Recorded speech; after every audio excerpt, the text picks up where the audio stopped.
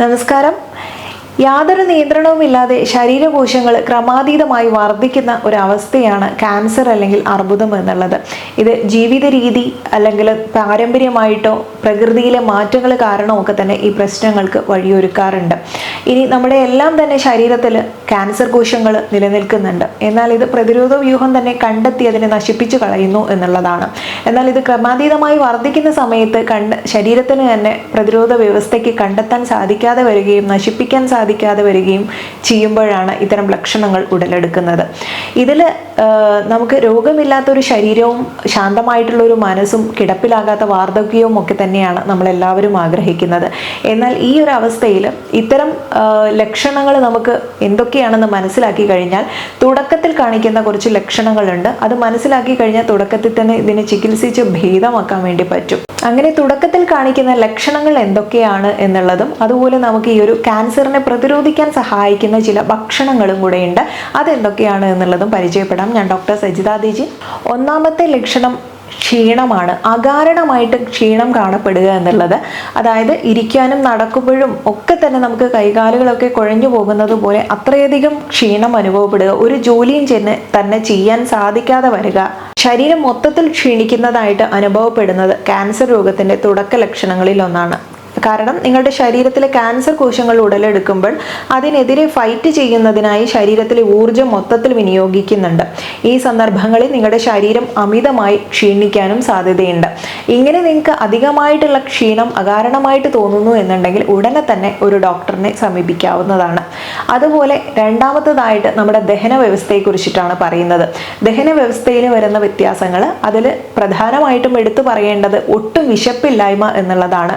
അതിനാൽ തന്നെ നമുക്ക് അകാരണമായിട്ട് വെയിറ്റ് കുറഞ്ഞു വരിക, വെയിറ്റ് കുറയ്ക്കാൻ വേണ്ടി പ്രത്യേകിച്ചൊന്നും ചെയ്യുന്നില്ലെങ്കിൽ പോലും വെയിറ്റ് പെട്ടെന്ന് കുറഞ്ഞു പോകുന്ന ഒരവസ്ഥ ഉണ്ടാവാം. ഭക്ഷണം ചിലത് കഴിച്ചാൽ തന്നെ അത് പുറത്തേക്ക് വോമിറ്റ് ചെയ്തിട്ട് പോവാം. അല്ലെങ്കിൽ ചിലർക്ക് നമുക്ക് മോഷൻ ശരിയായിട്ട് വരാതിരിക്കാം. ചിലർക്ക് അത് മലബന്ധം പ്രശ്നമാവാം. അല്ലെങ്കിൽ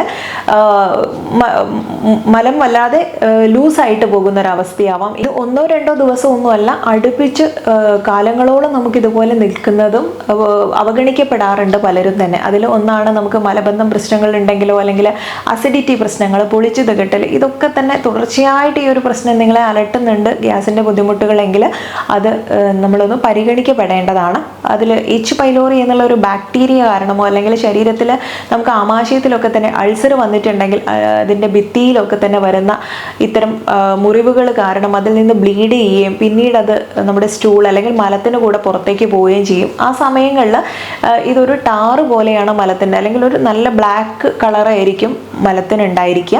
ഈ രീതിയിൽ വളരെ ദുർഗന്ധത്തോടു കൂടിയ രീതിയിലായിരിക്കും. അപ്പോൾ ഇങ്ങനെയൊക്കെ കാണുന്നെങ്കിൽ തീർച്ചയായിട്ടും ഇത് നമ്മൾ ഇതിൻ്റെ ലക്ഷണങ്ങളാണോ എന്ന് സംശയിക്കപ്പെടേണ്ടതായിട്ടുണ്ട്. അതുവഴി തന്നെ ശരീരത്തിൽ വിളർച്ച അനുഭവപ്പെടാൻ സാധ്യതയുണ്ട്. ബ്ലഡ് കൂടുതലായിട്ട് നഷ്ടപ്പെടുന്നത് കൊണ്ട് തന്നെ കൂടുതലായിട്ടും ആമാശയ സംബന്ധിച്ചുണ്ടാവുന്ന ഇത്തരം ക്യാൻസർ സാധ്യതകൾ വരുന്നത് ഭക്ഷണത്തിന് ഒരു പ്രധാന കാരണം തന്നെയായി മാറാറുണ്ട്. അതിലൊന്നാണ് ഈ സ്മോക്ഡ് ഫുഡ്, പ്രിസർവേറ്റീവ്സ് ഒക്കെ കൂടുതൽ ചേർത്തിട്ടുള്ള ആഹാരങ്ങൾ കഴിക്കുന്നത്, പ്രോസസ്ഡ് ആയിട്ടുള്ള മീറ്റ് കഴിക്കുന്നത്, ഇത്തരം ആഹാരങ്ങൾ പതിവായിട്ട് കഴിക്കുന്ന പുറം രാജ്യങ്ങളിലൊക്കെ തന്നെ ഇത്തരം കാര്യങ്ങൾ, അസുഖങ്ങൾ കൂടുതലായിട്ട് കാണപ്പെടുന്നുണ്ട്. ആമാശയ സംബന്ധമായിട്ടുള്ള അർബുദ സാധ്യത. അപ്പം നമ്മൾ ഇത്തരം ആഹാരത്തിൽ ഒരു ശ്രദ്ധ കൊടുക്കുന്നത് നല്ലതായിരിക്കും. അതുപോലെ നമ്മൾ കഴിക്കേണ്ട ചില ആഹാരങ്ങൾ കൂടെയുണ്ട്. പഴങ്ങളും പച്ചക്കറികളും ധാരാളമായിട്ട് കഴിക്കുന്നത് ഒരു 5% ക്യാൻസർ സാധ്യത കുറയ്ക്കാൻ സഹായിക്കുന്നുണ്ട്. ഇതിലും കൂടുതൽ നാരുകൾ അടങ്ങിയിട്ടുണ്ട് എന്നുള്ളത് കൊണ്ട് തന്നെ നമുക്കിത്തരം ദഹനം വളരെ എളുപ്പമാക്കാൻ സാധിക്കുന്നുണ്ട്. കാബേജ്, കോളിഫ്ലവർ, ബ്രൊക്കോളി, ഇതിലൊക്കെ തന്നെ ചില ഫൈറ്റോ കെമിക്കൽസ് ഉള്ളത് കൊണ്ട് തന്നെ നമ്മുടെ ഇത്തരം ക്യാൻസറിനെ തടുക്കാൻ സഹായിക്കുന്നതാണ്. ഇതുപോലെ മുഴുവനായിട്ടുള്ള ധാന്യം ഉപയോഗിക്കാം. പച്ചക്കറിയിൽ തന്നെ തക്കാളിയും ക്യാരറ്റും ഒക്കെ ഉപയോഗിക്കാം. പഴങ്ങളിൽ ബ്ലൂബെറിയും ഒക്കെ തന്നെ വളരെ നല്ലതാണ്. അതുപോലെ ചില ഭക്ഷണത്തിൻ്റെ അമിതമായ ഉപയോഗവും ചില ഭക്ഷണത്തിൻ്റെ ഉപയോഗക്കുറവും ഒക്കെ തന്നെ ഇതിന് പ്രശ്നങ്ങൾ ഉണ്ടാക്കാറുണ്ട്.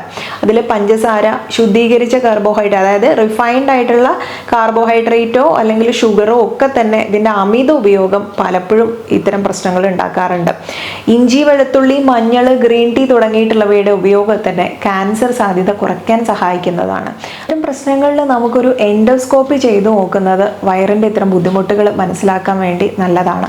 അതുപോലെ ഭക്ഷണം കഴിച്ച ഉടനെ വയറിൽ അസ്വസ്ഥങ്ങൾ അനുഭവപ്പെടുക, പ്രത്യേകിച്ച് അമിതമായിട്ടുള്ള അസിഡിറ്റി പ്രശ്നങ്ങൾ നേരിടേണ്ടി വരിക, വയറുവേദന, ഇങ്ങനെയുള്ള ബുദ്ധിമുട്ടുകളൊക്കെ വരുന്നുണ്ടെങ്കിൽ ക്യാൻസറിൻ്റെ ലക്ഷണമാണോ എന്ന് സംശയിക്കേണ്ടതുണ്ട്. സ്ഥിരമായിട്ട് ഇത്തരം കടുത്ത വേദനയോട് കൂടിയ ലക്ഷണങ്ങളൊക്കെ കാണുകയാണെങ്കിൽ ശ്രദ്ധിക്കേണ്ടത് വളരെ അനിവാര്യമാണ്. വിശപ്പില്ലായ്മ നമ്മൾ എടുത്തു പറയുന്ന ഒരു കാര്യമാണ്. അതുപോലെ തന്നെ അമിതമായിട്ടുള്ള വിയർപ്പ്, ശരീരത്തിൽ പെട്ടെന്ന് പ്രത്യക്ഷപ്പെടുന്ന മുഴകൾ, രക്തസ്രാവം, അമിതമായിട്ടുള്ള തലവേദന, കാഴ്ചമങ്ങൽ, ഇങ്ങനെയൊക്കെ അനുഭവപ്പെട്ടാലും ക്യാൻസറിന്റെ ആരംഭ ലക്ഷണമാണോ എന്നുള്ളത് സംശയിക്കേണ്ടതാണ്. എത്ര നേരത്തെ രോഗം തിരിച്ചറിയുന്നോ അത്രയും സങ്കീർണതകൾ കുറയ്ക്കാൻ സഹായിക്കും. പരിസരത്തുള്ള കലകൾക്കൊന്നും കേടുപാട് വരാതെ തന്നെ സമ്പൂർണ്ണമായി സുഖപ്പെടുത്താനും സാധിക്കുന്നുണ്ട്. എന്നാൽ അവസാന ഘട്ടത്തിലാണ് രോഗമെങ്കിൽ, ശരീരത്തിൽ ക്യാൻസർ വ്യാപിച്ചുവെങ്കിൽ സുഖപ്പെടുത്താൻ അല്പം ബുദ്ധിമുട്ടാണ്. ക്യാൻസർ ചികിത്സാരംഗം സാങ്കേതികമായിട്ട് വികസിച്ചതിനാൽ തന്നെ നമുക്ക് നേരത്തെ രോഗം തിരിച്ചറിയാനും കൃത്യമായ ചികിത്സ കൊണ്ട് ക്യാൻസർ പൂർണ്ണമായി ചികിത്സിച്ചു മാറ്റാനും സാധിക്കും. മൂന്നാമത്തേത് അണുബാധയാണ്. ശരീരത്തിൽ അണുബാധയുള്ളത് കാരണം തന്നെ ഇടയ്ക്കിടയ്ക്ക് നിങ്ങൾക്ക് പനി ഉണ്ടാവുക, അല്ലെങ്കിൽ അകാരണമായിട്ട് പനി ഉണ്ടാവുക, അല്ലെങ്കിൽ ഒരു തുമ്മലോ ജലദോഷമോ മൂക്കൊലിപ്പോ തലവേദനയോ ഒന്നും വരാതെ പെട്ടെന്ന് പനി വരിക, ഇത് മാറാണ്ട് ഒരു 2 ആഴ്ച 3 ആഴ്ചത്തോളം തുടർച്ചയായിട്ട് നിൽക്കുക എന്നുള്ളതൊക്കെ തോന്നുകയാണെങ്കിൽ ഉടനടി നിങ്ങളൊരു ഡോക്ടറിനെ സമീപിക്കണം. കാരണം ഇതൊന്നും വളരെ നിസാരമായിട്ട് വീട്ടുവൈദ്യം കൊണ്ട് മാറ്റാം എന്നോർത്തിരിക്കരുത്. ഇത്തരം റിപ്പീറ്റഡ് ആയിട്ട് വരുന്ന, ഒന്ന് മാറിക്കഴിഞ്ഞ് വീണ്ടും വരുന്ന ഇത്തരം ഒരു പനിയുടെ ബുദ്ധിമുട്ടുകളൊക്കെ കാണുകയാണെങ്കിൽ ഇതിൻ്റെ ലക്ഷണമാണോ എന്ന് സംശയിക്കേണ്ടതുണ്ട്. അടുത്തത് ശരീരത്തിലുള്ള വേദനകളാണ്. ഈ വേദന എന്ന് പറയുമ്പോൾ ഒരു പ്രത്യേക സ്ഥലത്ത് തന്നെ, അത് ചിലർക്ക് എപ്പോഴും നടുവേദനയായിരിക്കും, അല്ലെങ്കിൽ ചില ഭാഗങ്ങളിൽ ലോക്കലൈസ്ഡ് ഏരിയയിൽ മാത്രമായിട്ട് വേദന വരിക, ചില ഭാഗമൊന്നും തിരിഞ്ഞു കിടക്കാൻ പോലും സാധിക്കാത്ത രീതിയിലുള്ള വേദന, അസഹ്യമായിട്ടുള്ള വേദന എന്ന് വേണം പറയാൻ.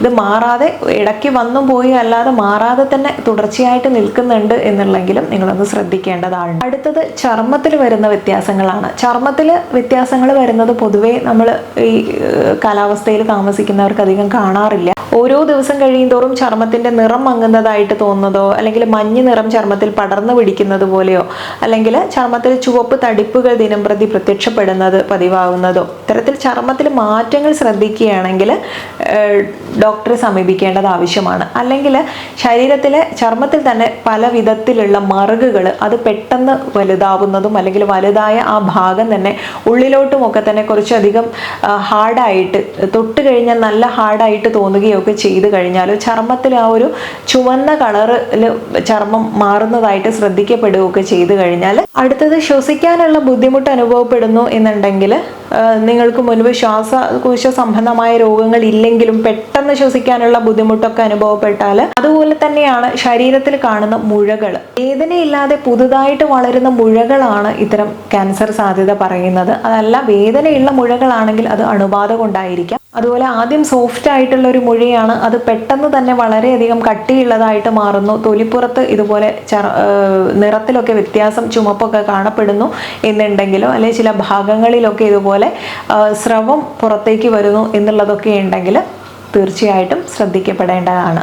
ഒരാഴ്ച കഴിഞ്ഞിട്ടും പോകാത്ത വീക്കങ്ങളൊക്കെ ശരീരത്തിൽ വരുന്നു എന്നുണ്ടെങ്കിലും, അത് കഴുത്തിൻ്റെ ഒക്കെ ഉള്ള വീക്കം, നെക്ക് ക്യാൻസറിൻ്റെ ഒക്കെ സൂചനയാവാം. അല്ലെങ്കിൽ വായിൽ ഓറൽ ക്യാൻസറിൻ്റെ സ്ഥലങ്ങളിലുള്ള വീക്കം, സ്തനാർബുദത്തിനുള്ള സാധ്യത, അതുപോലെ ശരീരത്തിൻ്റെ ഏതെങ്കിലുമൊക്കെ ഭാഗത്ത് മുഴയോ വീക്കമോ ഒക്കെ ഉണ്ടെങ്കിൽ തന്നെ ശ്രദ്ധിക്കേണ്ടത് ആവശ്യമാണ്.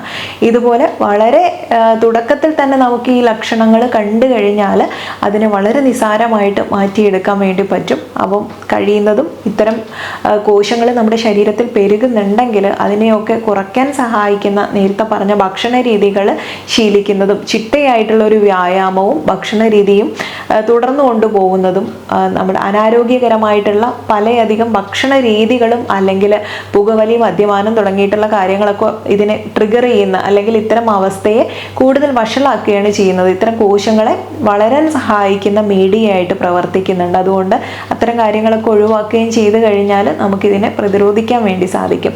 അപ്പോൾ ഇത്തരം വളരെ ഇമ്പോർട്ടൻ്റ് ആയിട്ടുള്ള കുറച്ച് ഇൻഫർമേഷൻ ആണെന്ന് വിശ്വസിക്കുന്നു. അപ്പോൾ മാക്സിമം ആളുകൾക്ക് ഷെയർ ചെയ്ത് കൊടുക്കാൻ വേണ്ടി ശ്രമിക്കുക. അടുത്തൊരു വീഡിയോയിൽ നല്ലൊരു വിഷയവുമായി വീണ്ടും കണ്ടുമുട്ടാം. നന്ദി.